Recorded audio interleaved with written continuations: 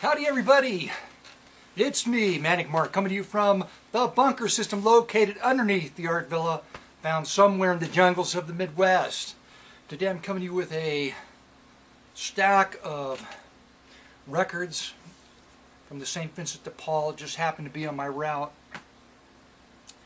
I went to visit a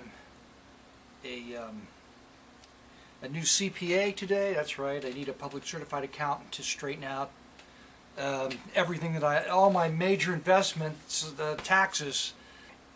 I'm cutting that out. I just went to see my CPA, new one, and she says she's looking through the paperwork from last year, and she says, well, what are these royalties from? I'm like, what? What do you mean by royalties? I had no idea. And she goes, well, normally when I see royalties, I think of a book. And I went, oh. I thought, oh, how do I explain this one? The Adam King series of books, $39 last year. That was worth 3 years of my life. And that's the apex, the crescendo of my insanity. From there on out, it was all downhill. Put me out to pasture after that. I was glad I did that series. I still got a few of them hanging around, but they're still on Amazon. I wonder if I'll get a check from them this year. It'll be interesting to see if I do, and how much it will be for. Anyway, so what was I doing? So I went,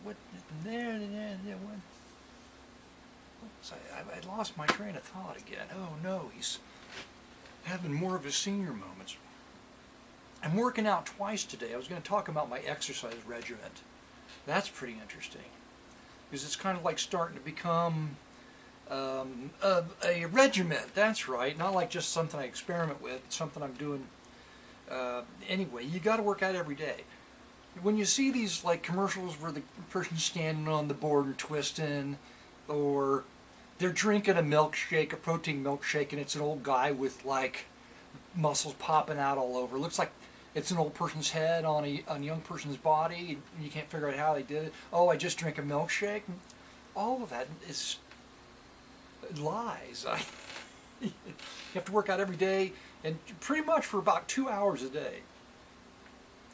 And some days you're going to be really tired, and then your body will tell you to take a break, and you take a break, and that's fine. Okay, so let's see. Normally what I do on Sunday is I run 4 miles, okay, because I'm working up to my 6-mile birthday run. I told you about that. I've still got that on my mind. If the weather holds out, 6 miles, oh, my knees are not going to like it. I was thinking about getting like knee compression, little like dog coats for your legs, like compression, hold everything in, just so I can do it. Get out there and do it. 4 miles on Sunday, and then on the road, okay, road miles, and then the next day it's weights, which I just do all the machines except for the leg machines, because I'd rather do aerobic exercise with my legs rather than lift, do resistance exercises, with the machines on my legs. So I bypass those, but I do all the machines, 40 reps on each machine, 20 at a sitting, make 2 laps around all the machines. And I go into the free weight room and I do dumbbells on the bench. And there's an ab machine with a little roller coaster kind of thing you get on, you flip your legs up and down. I do that. There's a push-up machine where you get on it, you put your knees on this pad. So, because pull-ups, who can do a single pull-up? No one, okay? I can do like a half of one if I'm just trying to pick up my own weight. So this machine has counterweights on it, so you can do the motion and get more out of it. And then you can do dips on the same machine. So do that.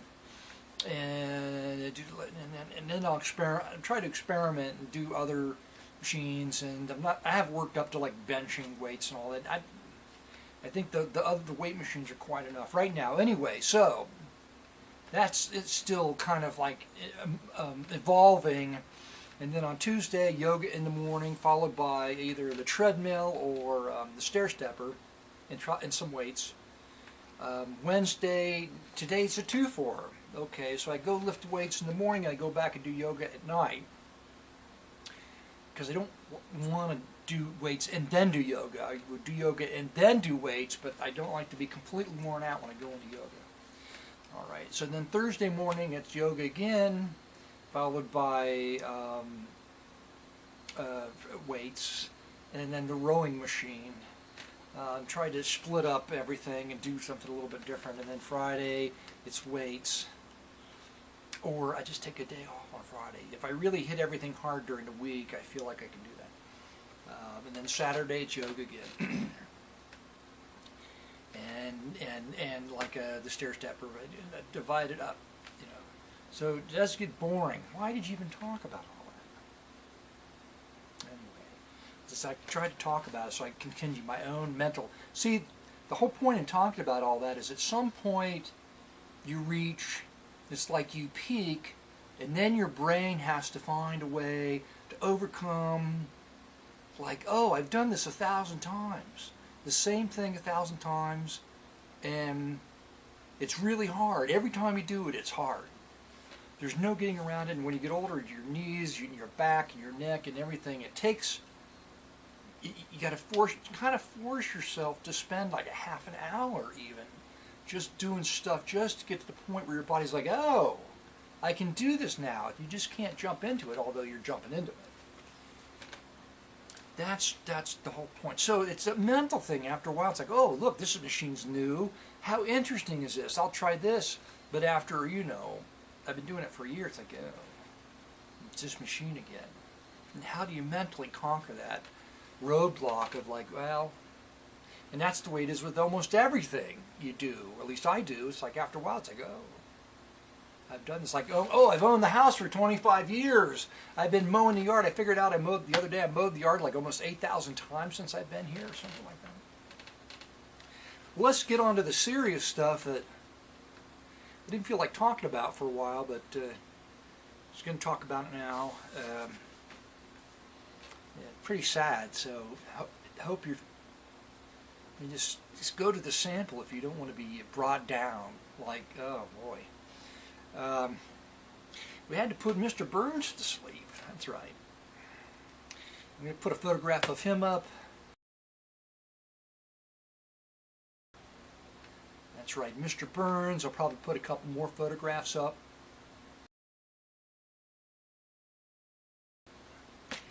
Mr. Burns, 17 and a half years old, a mini pin, a miniature pincher.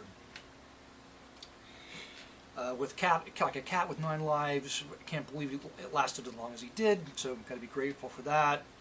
But 2 weeks ago I took him to the vet because he sort of slowed down on his eating, and I thought maybe his gums and teeth, teeth, as the vet said, well, they're not horrible, but they're not good. We knew that. I thought, well, maybe there's an infection or something, so antibiotics and some painkillers and stuff like that. I thought it would perk him back up, but it didn't. Hardly dent. His appetite didn't retrieve his appetite from taking any of that stuff, and I even had a hard time getting him so anyway, he was just looking pretty thin, but he was doing all his, you know, pretty much his regular activities, his habits, and so my wife had Tuesday off, and it was a sunny and warm day, and she said, well, we got it, and I'm like, oh no, I woke up not planning on this, taking care of that at all, and so I just looked. So she kind of stopped me, which is hard to do, and I looked at him again, and because I figured in my head, you know, he hadn't eaten for a day or two, and I thought, oh, another couple of days he won't even be able to walk. A stiff wind could literally knock him over. So I had to call a vet and make an appointment, and then she's like, oh, call the drive-up vet. And oh man, he never answers his phone, he doesn't return his calls because he's really busy. He's really good, but he's really busy. Oh, I just got to get it done. So then, well, so then he calls back, and he wants to know if it has to be done today, and I'm like, yeah, well, you know, wife's home, and you can imagine, like, oh, how hard this is. So in the meantime, so he'll come over later in the day. So in the meantime, I got to dig a hole outside, and I built him a little box. And so I mean, I have to think about all this when I, you know, and then go upstairs and visit with him, and you know, and he's okay. He was okay. You could tell he was really uncomfortable the night before. His stomach was really messed up. So finally the vet came over at about 5:30, and so when they say it's like losing a kid or something like that, it's pretty much like that, but without all the paperwork. I mean, the insurance forms, you have to call, the coroner, but everything else is just it's pretty sad. Okay. Mr. Burns, 17 and a half years old.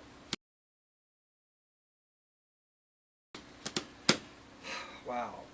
So then the next day, Hoover, who for the past 11 years of his life has been fighting Mr. Burns for dominance over everything, and us too, pugnacious Hoover, is like, oh, what? He's kind of walking around like, I don't have to fight over the food bowl, and my food bowl, and your food bowl, and people going in and out of the door. I don't want you to go out, so I'm going to fight you. And he's like, was a little bit off kilter for about 24 hours, and then so now he's getting all the attention I think he always wanted, so he's I think he calmed down a little bit and enjoying the attention, so that we're not splitting up between dogs anymore. Okay, so he's happier. I don't know how much happier. He's probably, who knows? I don't know what dogs think, but he has to be missing something, about not having his brother around. That's it. Was there anything else? Oh, I was going to talk about this too.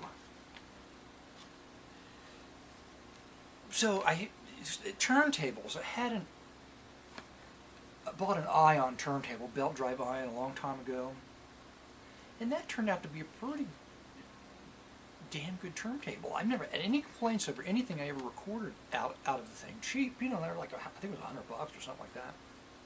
Belt drive, but I thought, well, after 2 years, I run so many records through it that the belt could get stretchy or the sound could be degrading. I thought I wouldn't get a direct drive, so I stepped up to an Audio Technica LP120 AT, which is a very popular. I can't say mid-price, because then, like, the next tier is about $600, and then there's another tier. So upper low price or lower mid price, I don't know. Anyway, so I've ripped a bunch of records using that turntable, but I don't know if I was ever as satisfied with it as the Ion, because I think maybe there's some kind of, for some reason the sound levels were higher in the Ion, and I have no idea why.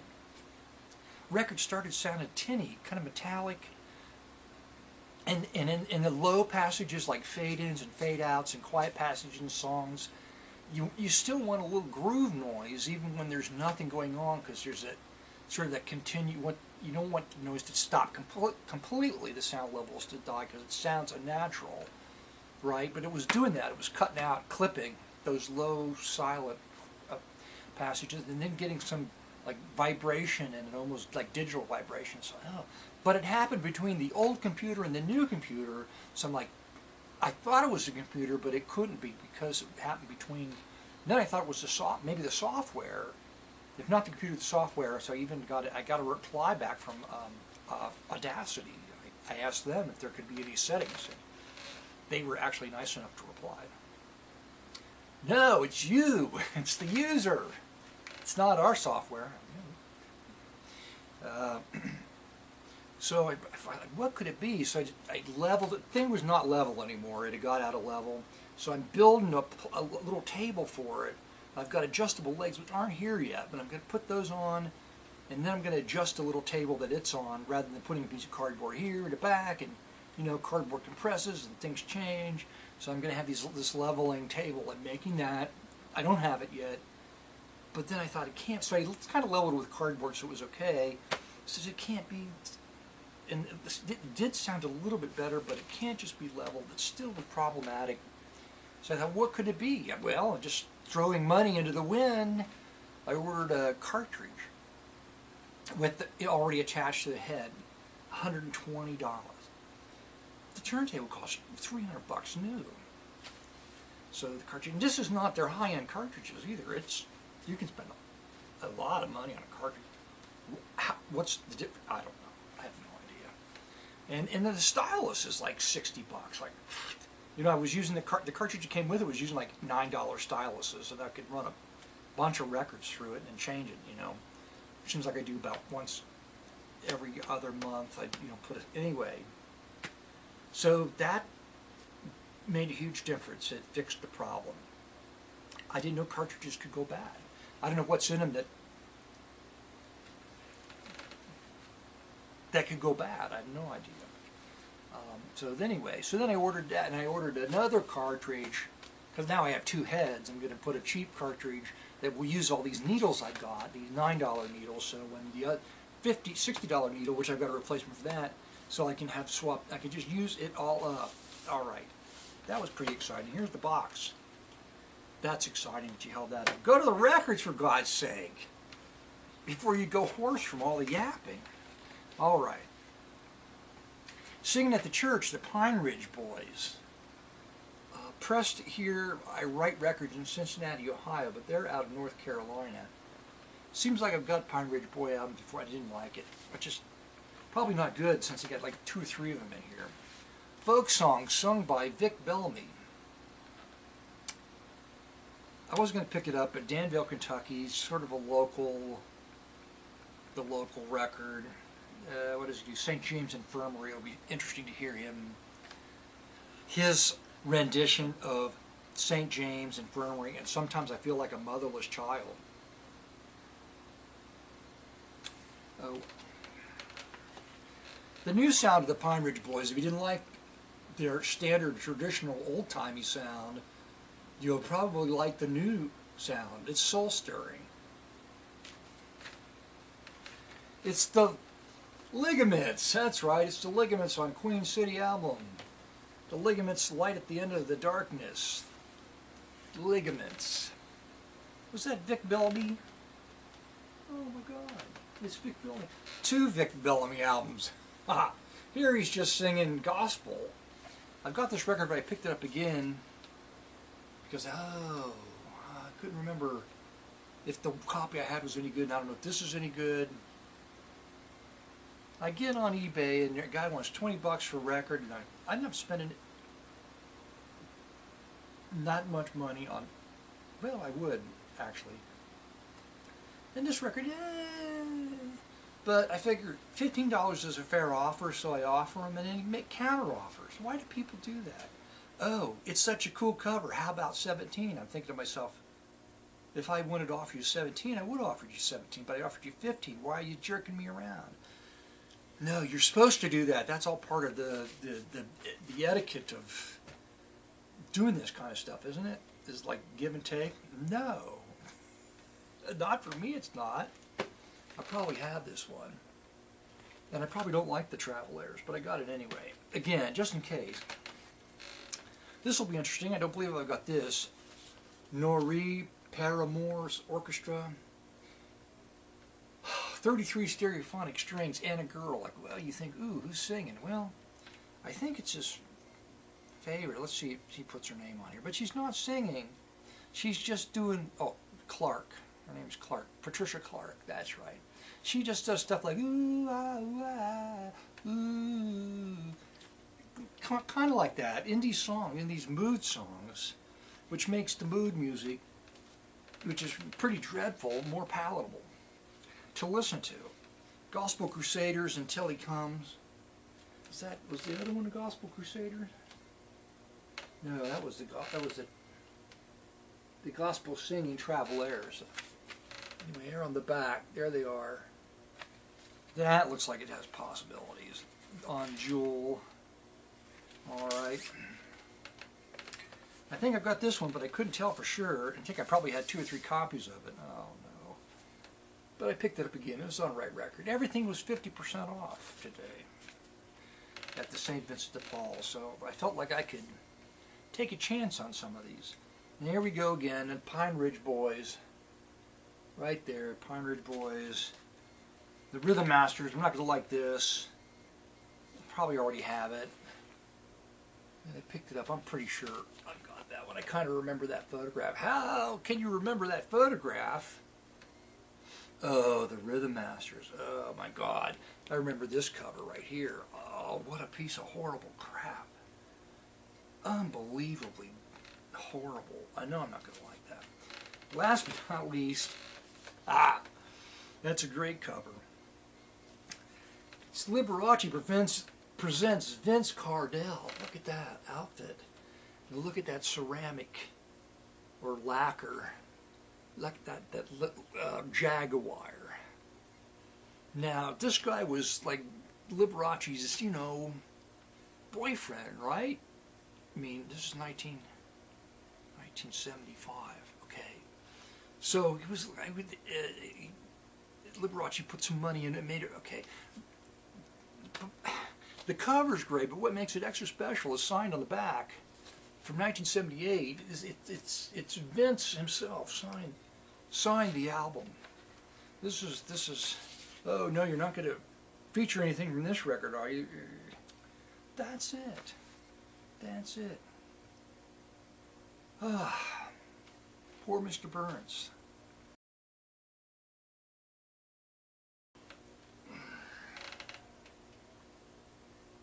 Oh, I remember. So I'm in the gym. See, I like going to the gym. Why do you go to the gym? What do you see at the gym that makes you want to go there? What, other than just the pain and agony of the exercise? Well, it's a family center, and it's just kind of nice to see people in there, people that are exercising. Except for the people that sit on the machines looking at their damn phones. They can just go home, as far as I'm concerned. Like, get the F out of my effing way, you stupid sack of flesh. Other than those people, I saw a girl exercising today, holding her phone in her hand like this. Oh, I'm on the treadmill the other day. Place is pretty empty. I try to go when there's not that many people there, because I like to stick in my mindset and do things and not be in it. So I hear this like voice.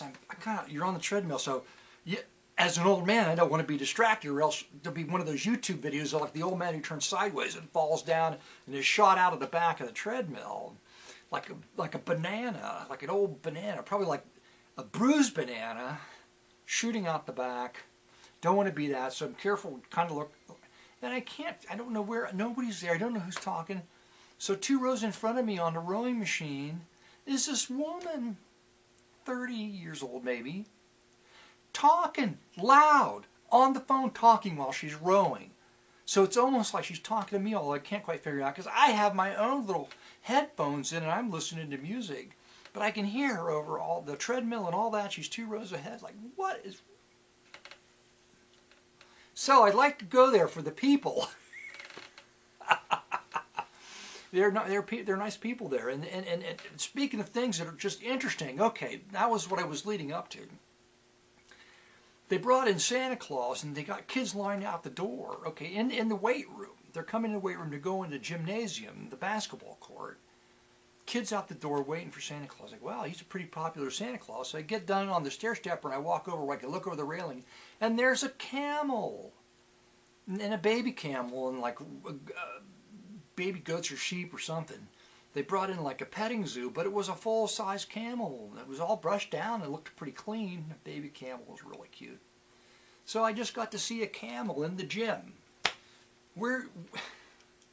There's moments like that that make life worth living for. And then there's Mr. Burns. Oh, that was so sad. In his little box. I put his favorite toy in, put him in a little box. I wrote some things on the lid, and oh boy, that image is going to stick with me for a long time.